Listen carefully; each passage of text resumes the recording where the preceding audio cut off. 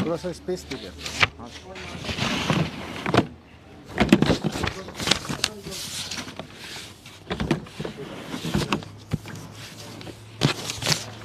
ठीक है।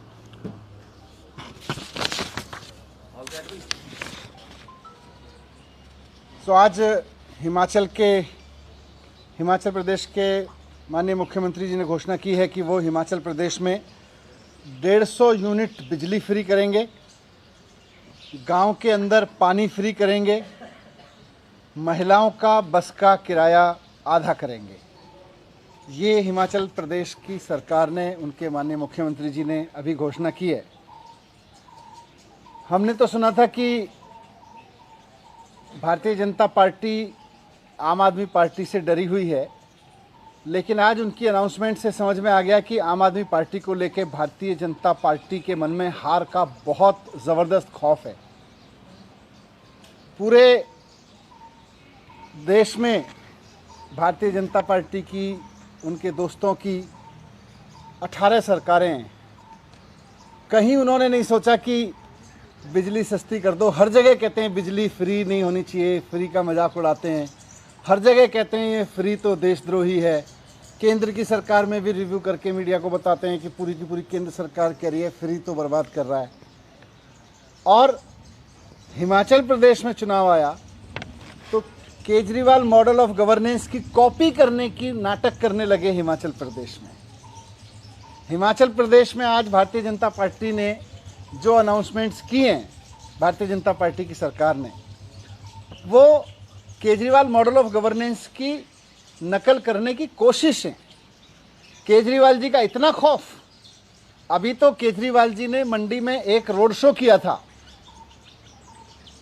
इतनी जल्दी इतने खौफ में आ गई भारतीय जनता पार्टी की केजरीवाल जी की योजनाओं को आधे अधूरे बेमन से लेकिन कॉपी करने की कोशिश करने लगी। 18 राज्यों में इनकी सरकार है, वहाँ क्यों नहीं कर रहे?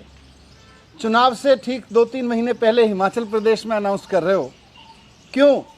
क्योंकि आपको पता है कि आप तो हारने वाले हो वहाँ पे, आपको पता है। और जनता भी ये बात जानती है, जनता भी ये बात जानती है कि भारतीय जनता पार्टी की अनाउंसमेंट्स का कोई मतलब नहीं है।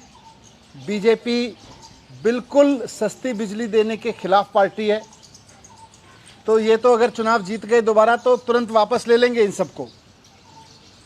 इनकी कोई मंशा नहीं होती ये सब करने की, ये केवल चुनाव की घोषणाओं के तहत इन्होंने किया है। अब आप सोच के देखिए कि अगर केजरीवाल जी के एक रोड शो से हिमाचल की जनता को इतना फ़ायदा हो सकता है, तो कल केजरीवाल जी के नेतृत्व में हिमाचल प्रदेश में सरकार बन गई, उनके मार्गदर्शन में चलने वाली सरकार बन गई जो केजरीवाल मॉडल ऑफ गवर्नेंस पर काम करेगी, तो हिमाचल के लोगों को कितना फ़ायदा होगा। जब एक बार रोड शो करने से जनता को इतना फ़ायदा है, तो कल को केजरीवाल जी के मॉडल पे काम करने वाली सरकार बनाने से कितना फ़ायदा होगा। ये बात हिमाचल के लोगों को भी मैं रिक्वेस्ट करूंगा कि एक बार समझें, और साथ साथ ये भी समझें कि बीजेपी की ये घोषणाएं दिखावा है, धोखा है। भारतीय जनता पार्टी पूरी तरह से भ्रष्ट पार्टी है। इसका कोई मतलब नहीं है जनता को कोई चीज़ सस्ते में देने का या जनता को महंगाई से बचाने का। वो जनता को किसी भी तरह की कोई सुविधा देने में भारतीय जनता पार्टी कभी यकीन नहीं रखती। ये तो केवल आम आदमी पार्टी का खौफ है कि भारतीय जनता पार्टी को आज मजबूर होना पड़ा है दिल्ली की तरह से कुछ योजनाएं कॉपी करके आधी अधूरी रूप में घोषित करने के लिए। इसीलिए आज इन्होंने चुनाव के डर से ये घोषणाएं हिमाचल प्रदेश में की हैं। सच्चाई ये है कि अगर दोबारा वहाँ पे भारतीय जनता पार्टी आ गई तो ये सारी योजनाएं वापस ले लेगी, क्योंकि पूरे देश में इनकी जहाँ जहाँ सरकारें हैं, इन्होंने बिजली महंगी की है, इन्होंने बसें यात्राएं महंगी की हैं, इन्होंने हर चीज़ महंगी की है। इन्होंने कभी भी इसमें यकीन ही नहीं किया कि जनता को सस्ते में ईमानदारी से चीज़ें दी जाएं। मैं हिमाचल प्रदेश की जनता को भी आज कहना चाहता हूं कि इनके झांसे में मत आना,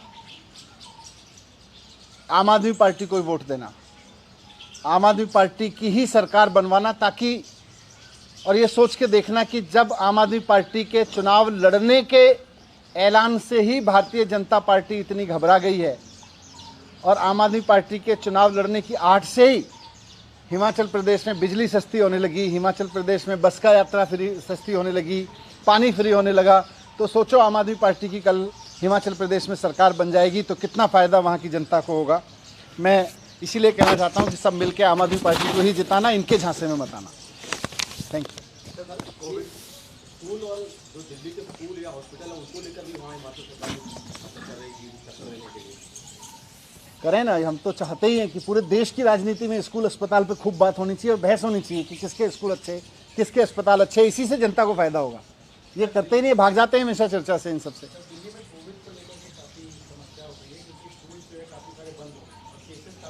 नहीं ऐसा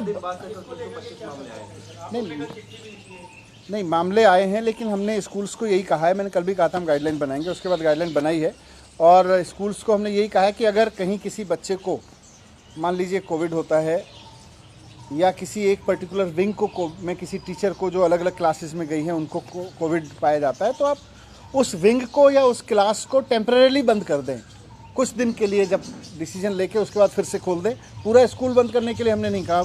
अगर ज़रूरत पड़े, कहीं ऐसा लगे कि एक टीचर पूरे स्कूल में गए या प्रिंसिपल को होता है या किसी ऐसे व्यक्ति को होता है ज़्यादा स्कूल के लोगों के संपर्क में आया, वहाँ डिसीजन ले सकते हैं। तो इसको हमने पूरी तरह से डिसेंट्रलाइज करके कहा है और साथ में सारे स्कूल्स को हमने कहा है कि कहीं से भी अगर रिपोर्ट आती है तो तुरंत हमारे डायरेक्टरेट को, एजुकेशन डायरेक्टरेट को तुरंत सूचना दें।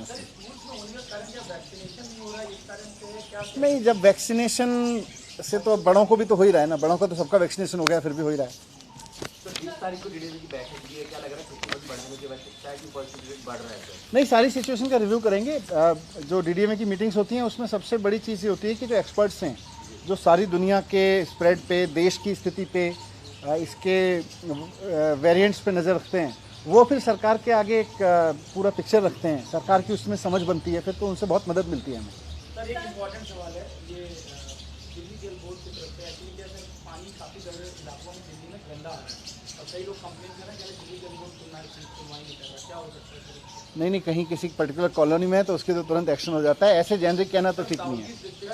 नहीं, किसी कॉलोनी में होगा तो बता देना। क्या?